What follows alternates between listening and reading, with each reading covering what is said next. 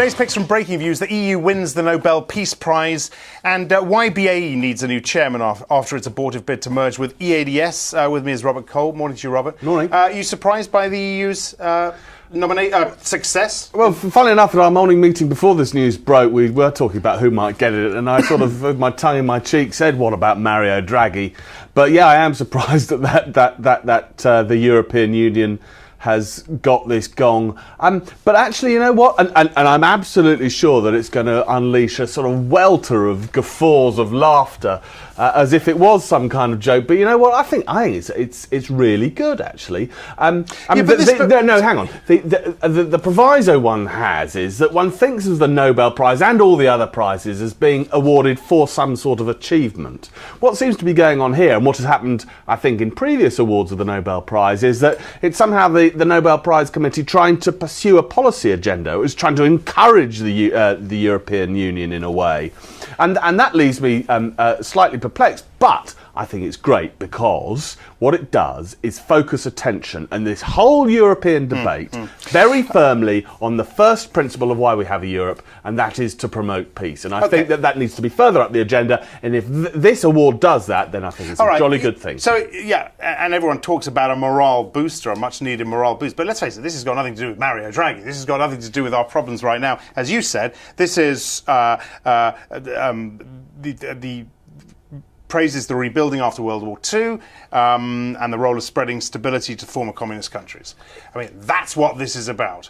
And the recipients, if they were still alive, are not the people that we talk about on a daily basis. Well, and that's clearly an achievement, but I think that what it does also is bring that achievement up to date, and actually does hand a more recent an accolade for more recent achievements of keeping that European project together, and I think that's a good thing.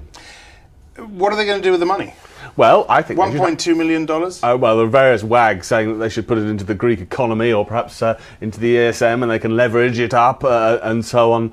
I mean, what I assume they'll do is put it to some sort of charitable cause. What they should have, though, is a big party.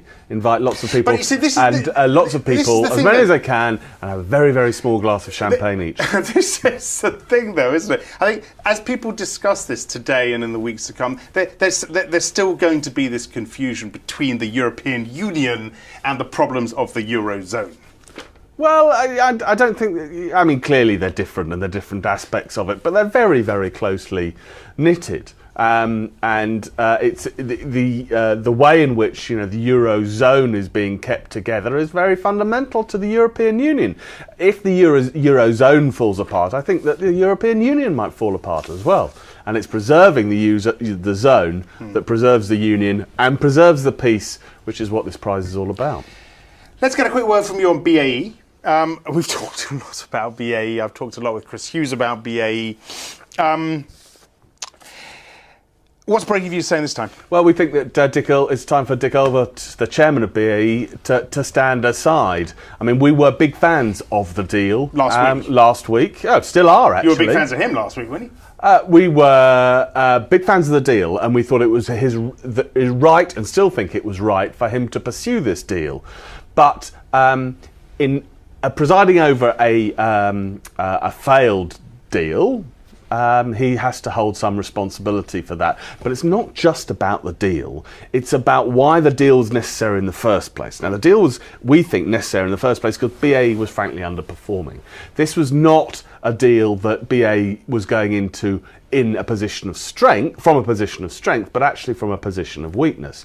And I think Dick Olver is not the only person who holds responsibility for that, but he has been at the head of this company for some time. And I think that we now have an opportunity to acknowledge that actually perhaps the operational performance isn't what it should be either.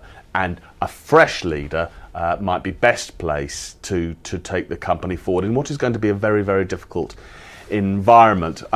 Just as a coda for that, why Dick Olver rather than the chief executive? Well, maybe there is a wider change needed at the top of that business. But remember that The chairman is really responsible, or one of the things he's really responsible for, is management of relations with shareholders. Not saying it's easy when you're having a deal and you've got you need to keep a close control of insider information and so on.